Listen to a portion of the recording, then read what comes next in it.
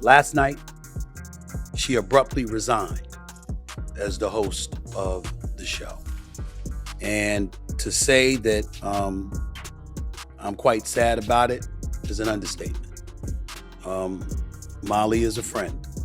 Molly is a coworker. Molly is somebody that I have leaned on many occasions in the past, as she has done when it comes to me. It's me or them. Fans around the world were stunned by Molly Qerim's departure from ESPN, but now that she is finally speaking out, she is shockingly accusing Stephen A. Smith of being responsible. You can't wake up and be Stephen A. It takes work. In the end, we all have people to answer to. Since 2006, Molly Qerim, a well-known sportscaster, has played a significant role at ESPN. She began her career on digital and mobile platforms before moving into on-air positions. Together with Stephen A. Smith, she took over as the morning debate show as permanent host in 2015. She helped the show become one of ESPN's mainstays, reaching its highest viewership in 2023. However, this is where the plot truly takes off, and most people did not notice it at all. Qerim used an Instagram story to announce her departure, thanking fans for their support and expressing thanks for her time at ESPN, emphasizing the privilege of presenting First Take and collaborating with brilliant colleagues. She called the event a dream come true and hinted at future plans with the phrase, "keep tuned." But she made no accusations or gave no particular explanation for her departure. At this point, things start to get really crazy. Molly arrived at work on Monday, September 15th, performed her duties on the First Take as she had for the previous 10 years, and then left the studio without any fanfare or ceremony. No one had any idea that this would be her last performance. However, everything blew up the very next morning. This quiet disclosure stood in stark contrast to her sudden resignation, which took effect right away and accelerated a planned departure that was initially scheduled for the end of the year because of a Sports Business Journal leak. Take a moment to consider that. We are discussing a departure that was once scheduled to occur months later, but was abruptly made imminent overnight. Why would there be such a sharp acceleration? In actuality, this was more than a straightforward resignation. There is evidence throughout the aftermath of her announcement that this was a well-planned move that took ESPN completely off guard. ESPN acknowledged that contract talks had been going on and that the network had extended an offer to Qerim, but she chose to move on and look for other options. What makes this story even more interesting, though, is this. The manner in which Stephen A. Smith learned of this departure demonstrates how abrupt and unanticipated it was. And this is where the seemingly cordial and professional split begins to show signs of weakness. Last night, she abruptly resigned as the host of the show. And to say that I'm quite sad about it is an understatement. Molly is a friend. Molly is a coworker. Molly is somebody that I have leaned on many occasions in the past, as she has done when it comes to me. We can infer from Stephen Atkias's response how everyone was caught off guard by this choice. This was not a well-thought-out notice of departure. You could hear it in his voice during that broadcast. This was damage control in real time. When you take into account the corporate response, the timing of everything appears even more odd. Qerim's accomplishments were officially acknowledged by Burke Magnus, president of programming at ESPN, who praised her professionalism, poise, skill, and involvement in fostering First Take's success since 2006. He made it clear that although the network wanted her to stay, even talking about opportunities outside of the show, negotiations did not entirely suit her preferences. This is where the narrative takes yet another intriguing turn. Magnus mentioned ESPN's intention to evaluate possible successors, including internal talent like Shea Cornette, Christine Williamson, and Monica McNutt, over the course of a 30 to 45-day audition period, characterizing the scenario as a simple business choice, free of controversy. But why did this happen so suddenly if it was such a simple business decision? Why was immediate damage control necessary? Above all,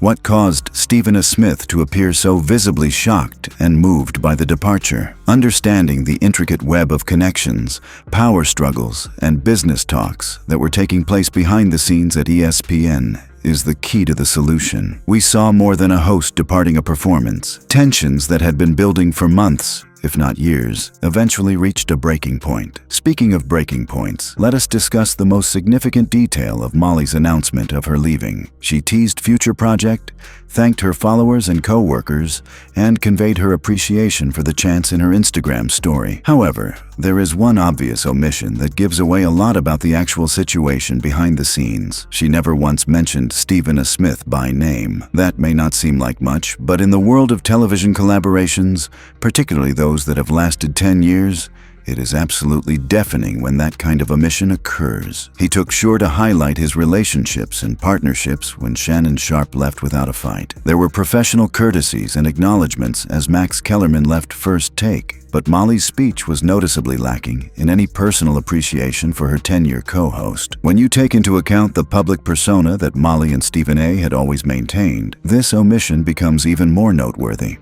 They were meant to be the dynamic team, the professional collaboration that had propelled First Take to previously unheard-of heights. In addition to her work at NFL Network and CBS Sports, Qerim has been candid about her personal struggles, including her fight with endometriosis. After 10 years on the job, she announced her retirement from ESPN on September 16, 2025, but it was presented as a voluntary decision rather than a termination. On-screen connection between Molly and Stephen A. was evident, but as we will learn in the following section of this story, it might have been a cover for some major issues that had been simmering behind the scenes for a while. Examining the immediate aftermath of the news significantly deepens the storyline. Magnus told The Athletic that ESPN had been preparing a 30 to 45-day tryout period for replacements, and that the suddenness was due to the leak. This, however, begs other questions. Why was ESPN attempting to negotiate a new contract with her at the same time that they were preparing for her departure, and had a plan in place for a replacement? The dynamics of concealed power and Stephen A.'s response. Since we are going to delve deeply into the power dynamics and behind-the-scenes dynamics that the majority of viewers never witness, this is where the tale really gets intriguing. Understanding how influence and power truly function in sports media is more important than contract negotiations or professional disputes, as demonstrated by Molly Qerim's resignation from ESPN. Furthermore, most people are unaware of how complicated Stephen A. Smith's involvement in all of this is, since Stephen A. Dora's initial reaction to Molly's leaving reveals so much about the true dynamics at work. Let us start there. To be blunt,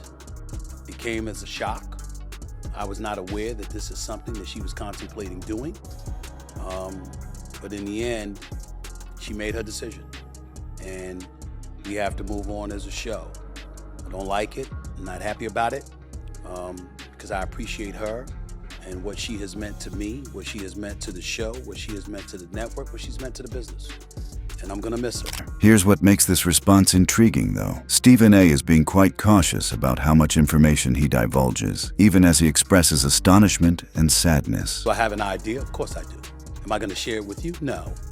Because again, that's her story to tell. When you consider the criticism Stephen A. received for his handling of the announcement, this meticulous attention to detail becomes even more important. Emmanuel Acho, Kieran Hickey Simple, and LaShawn McCoy, hosts of the Speakeasy podcast, accused Smith of escalating rumors by using phrases like abruptly quit and teasing secret information, which they claimed made it seem like something crazy occurred. Acho especially pointed out that Smith's release of only a portion of the information while claiming privacy was inconsistent, and that it needlessly increased the drama surrounding the breakup. There is much more to this complaint than just inadequate communication abilities. Acho and others pointed out that rather than merely recognizing his colleague's departure, Stephen A.'s statement appeared to be designed to create a lot of attention and conjecture, and this methodical approach begins to make a lot more sense when you look more closely at ESPN's power dynamics. The majority of people are unaware of this aspect of Stephen A. Smith's position at ESPN. He is more than simply the First Take star. He serves as the program's executive producer as well. He therefore has a great deal of control over show direction, casting choices, and yes, even contract discussions for other program talent. In addition to his proven reputation in sports discussion, Smith has already become a prominent prominent voice in politics, and his over $1.4 million annual contract makes him one of the network's most influential people. When you realize how much of an impact this has, Molly's leaving becomes entirely different. There was more to this than ESPN's refusal to compensate her fairly. This concerned Stephen A. Smith's possible failure to stand up for his 10-year co-host when it was most important. At this point, Marcellus Wiley's commentary, a former ESPN analyst, becomes vital to comprehending the actual events. Wiley conjectured on his podcast about possible behind-the-scenes conflict, claiming that Smith failed to support Qerim's requests for her own program and more compensation, which ultimately led to her departure. Now, the last part of it is, this is the twist. She wanted to do other stuff. No, basically. You wanted to host your own show. No, basically. You want more money? Not much. Now, who signs off on all the money there? Think about it. Think about it.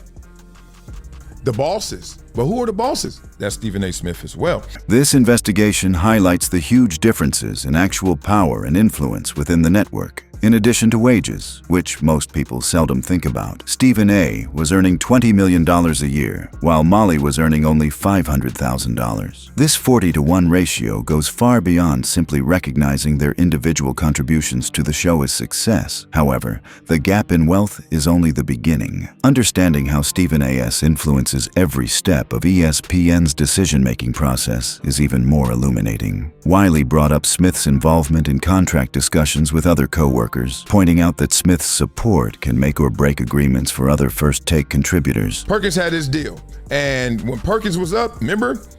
Perkins was getting a day job rate, and he turned that into $700,000 a year job. Perkins just talked about that recently, about how Stephen A. Smith has that pull. Stephen A. Smith even talked about that when he checked Cam Newton recently, talking about, hey, I've hooked a lot of guys up with money around here. This identifies a pattern that is vital to comprehending Molly's predicament. Stephen A. has continuously exploited his power to support some co-workers while apparently not doing the same for others. Where did Molly fit into this system is the question now. What prevented Stephen A. from standing up for her the way he had for others? Knowing how their working relationship has changed over time may hold the key to the solution. Even though they acted professionally on camera, there had been many moments of conflict and stress that, when looked back on, point to a relationship that was not as strong as it seemed to the audience. Studies of Molly Qerim and Stephen A. Smith's past interactions show that any apparent animosities between them are more often the result of on-air arguments and banter during initial takes than of long-standing personal disputes. But a number of occurrences over the years suggest that tensions are rising. For example,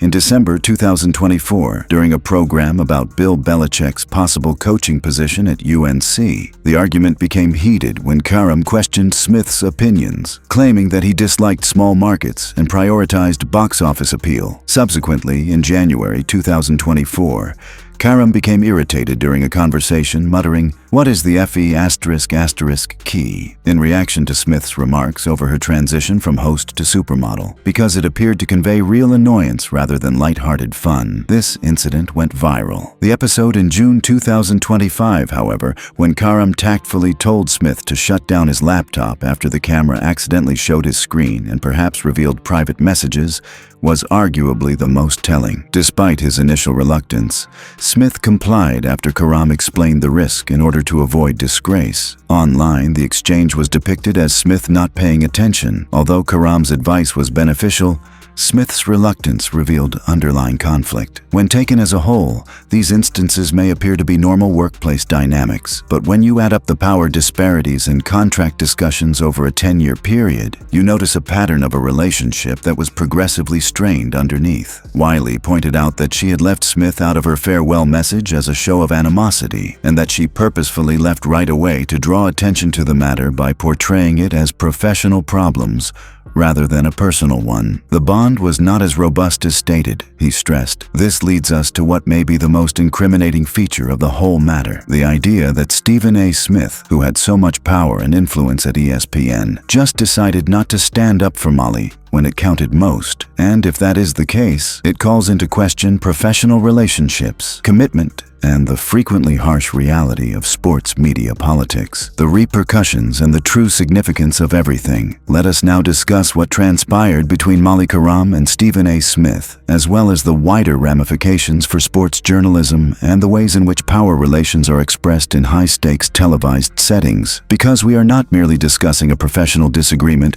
or a contract dispute here, it serves as an example of how loyalty, influence, and business choices interact to radically change relationships and careers. Since ESPN's answer demonstrates how seriously they considered the possible consequences of this scenario, let us start with the immediate aftermath of Molly's departure and how they handled the matter. Although ESPN characterized the incident as a simple business decision free of controversy, the haste with which they implemented damage control suggests otherwise. This is what makes ESPN's corporate response so intriguing. When a talent departs the network, they did something that they hardly ever do. ESPN typically sends out a quick, generic statement wishing the departing employee well and then goes on. Burke Magnus, the president of programming at ESPN, provided Molly with thorough explanations regarding the reasons behind her leaving, something quite uncommon for the network. The one thing that was unexpected was the timing of all this, Magnus told Dice. She, Molly,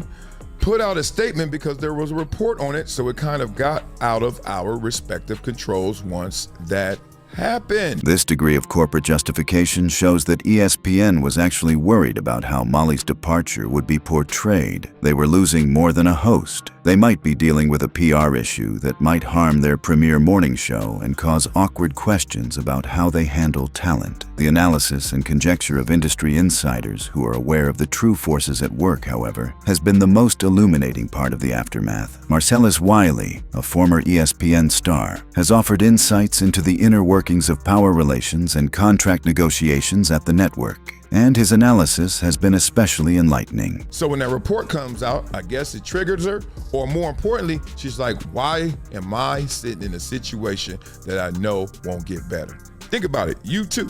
Beat it up in the comments. Tell me your thoughts about it. But when you know you need to do something and you know it's best for you, what you waiting for? The continuous conjecture on Molly's next course of action and the possible long-term effects on First Take's performance highlights how important this split is. ESPN is changing more than just its host. They are attempting to replicate a dynamic and chemistry that was essential to the success of the program and took years to achieve. However, comprehending the frequently harsh reality of media and television careers may be the most significant lesson to be learned from this entire story. Job security and equitable remuneration behind the scenes are not always correlated with success on screen. In private, relationships that seem solid and encouraging in public can be far more complicated and even hostile. This departure is both a beginning and an end for Molly Qerim. Her choice to quit right away rather than finish her contract shows that she had made up her mind about her future at ESPN. She decided to place her bet on herself and her capacity to generate new chances elsewhere, rather than settling for a scenario that she felt undervalued her contributions and limited her opportunities. This circumstance shows Stephen A. Smith the scope of his influence within ESPN, as well as its limitations in terms of preserving interpersonal ties and team dynamics. Regardless of the underlying circumstances, his reaction to Molly's leave will probably be examined for years to come as an illustration of how not to handle a colleague's departure. This move poses a serious problem for ESPN in terms of preserving the popularity of their main morning program while simultaneously handling the wider ramifications for their public perception and relationships with its stars. The success of First Take in the long run